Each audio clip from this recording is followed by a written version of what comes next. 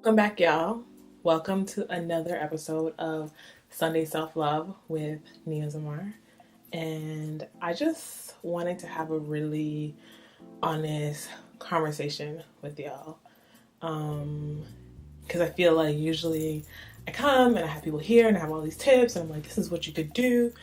But I wanted to give you more of a full spectrum conversation. I've been in this point of my life where I'm feeling a lot of grief energy within me. And you're like, what does that mean?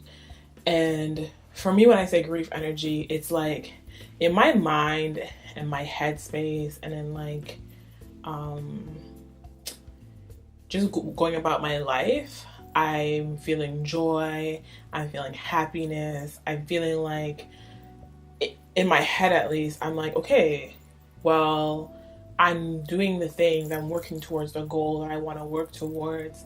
Um, so I'm good, right? Like I've accomplished goals. Like one of my goals was like be able to get a new apartment so I can have a studio space, so I can do more filming and like create more content. Um, so in those ways, I'm like, I'm good. I wanted to be in a relationship and like a long lasting, healthy relationship. And I have a beautiful partner, and I see us working really hard to find new ways to love each other and to be present to each other's life. I'm good. So then I tell myself that like I have no reason to feel any grief. What is this grief that I'm feeling? But I know it's there. I feel this grief, I feel this sadness.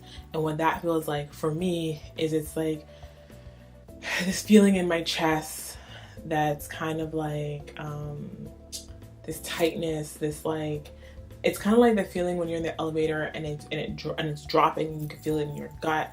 Like I'm feeling that feeling constantly. I'm feeling myself be a little bit disassociative in terms of how I'm connecting with the world. Like I feel like I'm in myself a lot and I'm not really uh, able to truly feel present and connected. Sometimes I'm talking to people, I'm just not feeling like I'm all the way there at moments. I'm feeling like this how do I even explain it? I'm trying to like really get to the nitty gritty of this feeling of like what I'm calling sadness or grief. Um,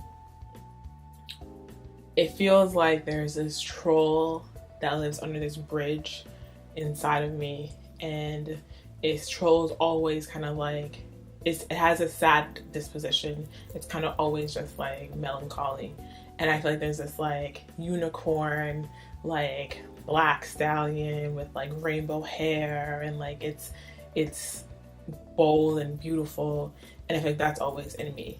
And different situations, in moments in time, I feel like one is fed over the other is fed, and I have to work really hard in my daily life to make sure that I'm feeding like the unicorn in me and not like the troll that lives like this little gremlin troll thing that lives under the bridge that's like wanting to see me down or wanting to see me feel anxiety and depression. And those are things that I dealt with definitely in my life. And I know that I know that I have the already feeling there, and it's kind of like it just needs to be fed. So I have to work super hard when I start feeling like this, when I start feeling this sense of when I start feeling this sense of grief or sadness. I think I have to work harder to come out of it, to like snap myself out of it. Or not even come out of it. Sometimes it's not about coming out of it, because like I'm here and I'm trying to let myself feel all the things that I feel. But I'm thinking more about like I need to work to move through it in a way that doesn't become self-destructive. And I like stumbled upon one of my old online posts, and it was like me talking about the feeling of like being in my mind and like what it's like to be in my mind sometimes.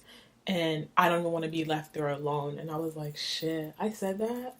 And I saw this to say because I feel like we can be on these self love journeys and we can be trying to figure out how to do this thing. And sometimes it seems like when you watch other people, it's like it must be so easy. But I want to be honest with y'all and tell y'all it's not easy. It's actually really difficult. It takes like a daily practice of being like, okay, this is what I'm going to do today to help with this journey, whatever that looks like. So for me right now, while in this space that I'm in, where I'm feeling kind of like icky, and I'm imagining I have lots of reasons for grief, right? So, like in 2017 alone, I have seen multiple elders pass away who have been important to my life. I have had people that I have had close friendships with drift away. I have had other people who are important to me in my life no longer be present. So, there's reasons for me to have this grief, but I don't necessarily feel like I give myself enough permission to have it sometimes. Um, my life is changing, and sometimes the grief isn't always like this horrible and bad feeling, you know. Sometimes grief is just like we're going through these big transformations and big changes in our life, and we're having to let go of some of our old self, and we grieve for parts of us that are no longer with us and parts of us that are no longer present. There's so many reasons why it's possible to feel sadness and grief, and I'm giving myself permission really with this video to be okay with the way that I'm feeling right now. And I'm hoping through giving myself permission that someone else out there who's watching this video can also get permission from this. But I also want to share some more, I guess, practical tools of like, what am I doing to get through this time in my life when I'm feeling this way, when I'm feeling this grief, sadness, yearning, disappointment, um, a mishmash of feelings. And one thing I've started to do in 2017 that's been different is I've gotten back to praying. I used to like, I've always meditated, and meditation is really great for me, but I started praying, and what I mean by that is like waking up in the morning and getting on my knees and praying. And that's something that I used to do when I was more so in church and like living more of a Christian life. And since that I've moved into a spirituality that for me feels a little bit more holistic and isn't a part of any specific denomination, I stopped doing that because I associated it only as something I did at church. But it felt good to me to be like, I pray every day. I need that for my soul. And I'm realizing that spirituality is what feeds me, to be honest with you. It's like what keeps me going when I have moments like this where I'm feeling this like deep sadness. Like I'm on the verge of tears all the time. I'm on the verge of tears as I talk to you right now. I'm just at this place in my life where I feel sadness. So for me, it's been praying. It's been, I haven't been meditating as much, but like it's been trying to motivate myself enough to say, okay, I'm gonna like do a little bit of meditation and like energy clearing for myself. So like using sage and like clearing out my space within my home, and clearing out my own energy. I have a book that I love, my fave book. Well, like one of my faves, I have many. Big Magic by Elizabeth Gilbert. And I do this thing that I got from a workshop that I went to by Alexis Pauline Gunn. She did in her workshop, and I was like, this is so dope. And pretty much like picking a number, like any number in my mind, and then finding that page of the book and activating it like an affirmation of sorts. So I kind of have, right now it's Big Magic, but I have a few favorite books. But pretty much what I'm doing is having these books that I know have gotten me through other hard times and keeping them by my bed. And at night or in the morning, whenever my spirit moves me to, just opening them up to a page and on that page just reading it, and it never fails. It always speaks to like something that I'm feeling. Just yesterday I did it. It talks about persistence and the importance of like staying on the course even when things are really difficult. And I was like, shit, how do they know? So it's like I feel like our ancestors are with us and guide us in different ways and speak to us in so many different ways. And I felt like that was one of them, is for me to be able to open this book to this page, whatever page it may be, and get this word or this message, so to speak. So that was really helpful. And also having people around you who, well, for me right now, I want to own all of these feelings as my own and say, right now, having people around me who are supportive and who I can be honest with about the way that I'm feeling at this moment. So my roommate is really dope. And I work from home a lot, of course. So she'll be like, it's time for you to leave the house. And I appreciate that because it's easy to just like sit at my desk and get like enthralled with my work and just be like, this is what I'm doing. I'm not doing anything else. But having someone come home and be like, you know what? You need to go on a walk. We're leaving the house. That is important because nature is important to me. I love nature. Actually, nature is part of my spirituality, I would definitely say. And having someone to be like, okay, it's time, get dressed, we're going on a walk. So having supportive people has definitely been a game changer in my life, because I remember a time when I felt very alone but also didn't know who to turn to. And I feel like right now in my life I have a good handful of friends who are really about it in a way where it's like, even though I'm not really present right now, they're patient with me and they know that like my love is still there. I'm just in my own space right now trying to figure out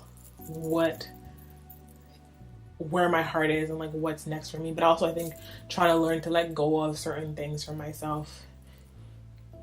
So yes, I would definitely say having supportive friends. So between like the books and the prayer and the friendships, like those are things that are keeping me going in my everyday life.